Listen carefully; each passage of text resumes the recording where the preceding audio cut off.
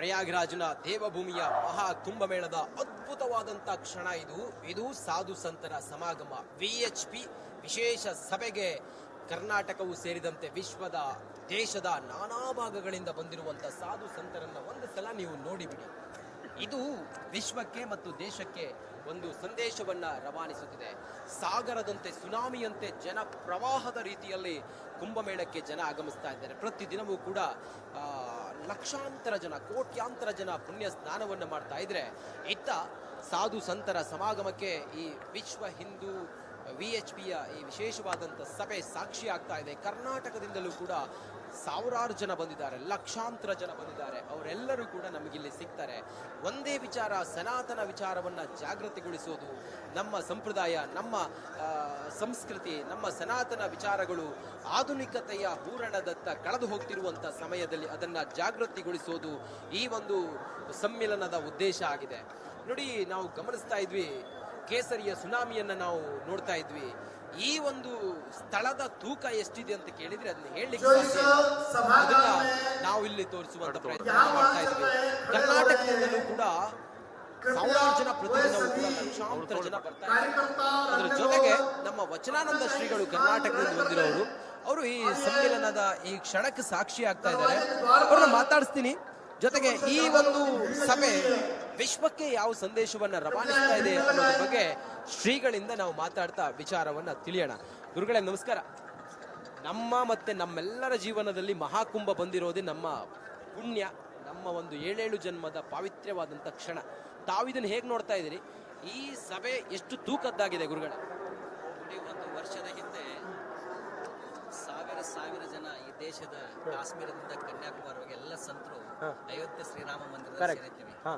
ಈ ಕ್ಷಣದಲ್ಲಿ ಗಂಗೆ, ಯಮುನೆ, ಸರಸ್ವತಿಗಳ ಸಂಗಮವಾಗಿರುವಂತಹ ಪ್ರಯಾಗ್ರಾಜ್ದಲ್ಲಿ ವಿರಾಟ್ ಸಂತ ಸಮ್ಮೇಳನವನ್ನ ಒಂದು ಕಡೆಗೆ ಭಾರತೀಯ ಎಲ್ಲ ಪರಂಪರೆಯ ಸಂಪ್ರದಾಯಗಳ ಸ್ವಾಮೀಜರು ಒಂದು ಕಡೆಗೆ ಸೇರೋದೇ ಒಂದು ವಿಶೇಷ.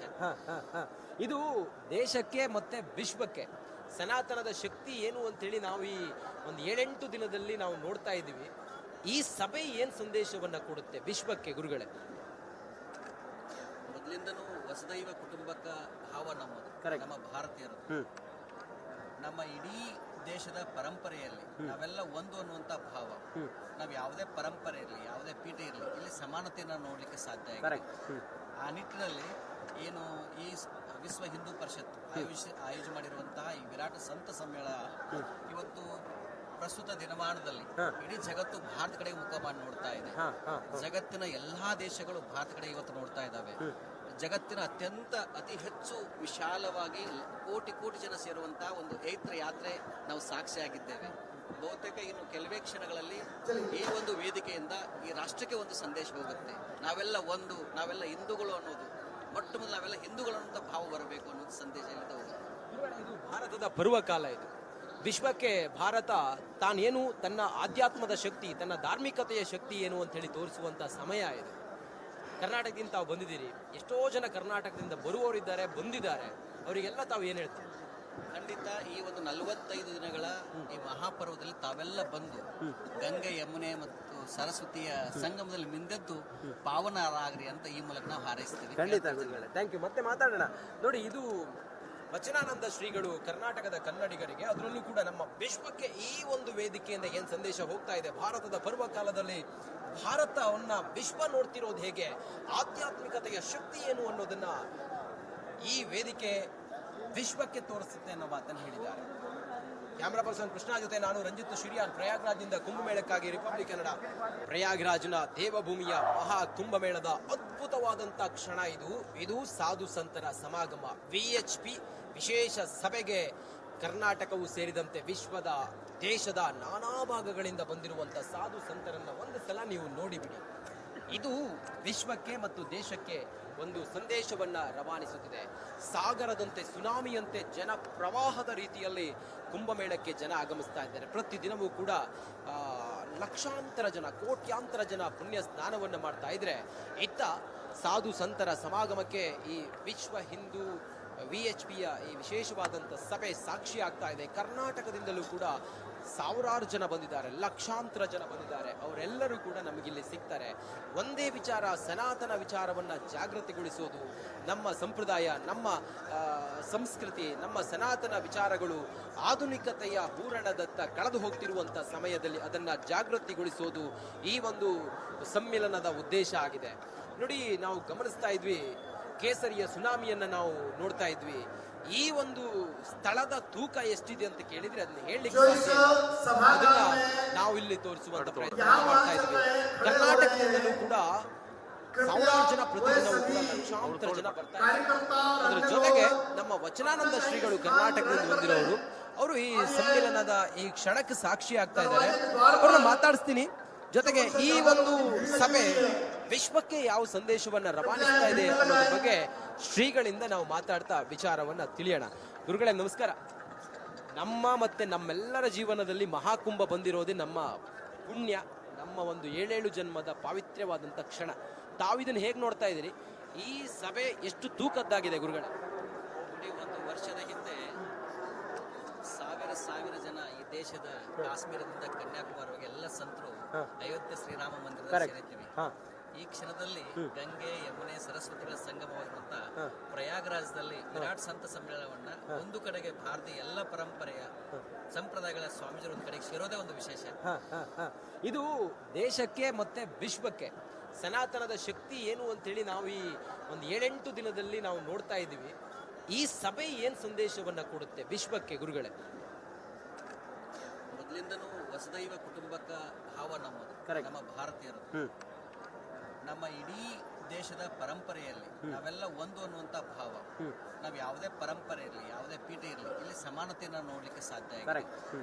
ಆ ನಿಟ್ಟಿನಲ್ಲಿ ಏನು ಈ ವಿಶ್ವ ಹಿಂದೂ ಪರಿಷತ್ ಆಯೋಜನೆ ಮಾಡಿರುವಂತಹ ಈ ವಿರಾಟ ಸಂತ ಸಮ್ಮೇಳನ ಇವತ್ತು ಪ್ರಸ್ತುತ ದಿನಮಾನದಲ್ಲಿ ಇಡೀ ಜಗತ್ತು ಭಾರತ ಕಡೆಗೆ ಮುಖ ಮಾಡಿ ನೋಡ್ತಾ ಇದೆ. ಜಗತ್ತಿನ ಎಲ್ಲಾ ದೇಶಗಳು ಭಾರತ ಕಡೆ ಇವತ್ತು ನೋಡ್ತಾ ಇದ್ದಾವೆ. ಜಗತ್ತಿನ ಅತಿ ಹೆಚ್ಚು ವಿಶಾಲವಾಗಿ ಕೋಟಿ ಜನ ಸೇರುವಂತಹ ಒಂದು ಐತ್ರ ಯಾತ್ರೆ ನಾವು ಸಾಕ್ಷಿಯಾಗಿದ್ದೇವೆ. ಬಹುತೇಕ ಇನ್ನು ಕೆಲವೇ ಕ್ಷಣಗಳಲ್ಲಿ ಈ ಒಂದು ವೇದಿಕೆಯಿಂದ ಈ ರಾಷ್ಟ್ರಕ್ಕೆ ಒಂದು ಸಂದೇಶ ಹೋಗುತ್ತೆ.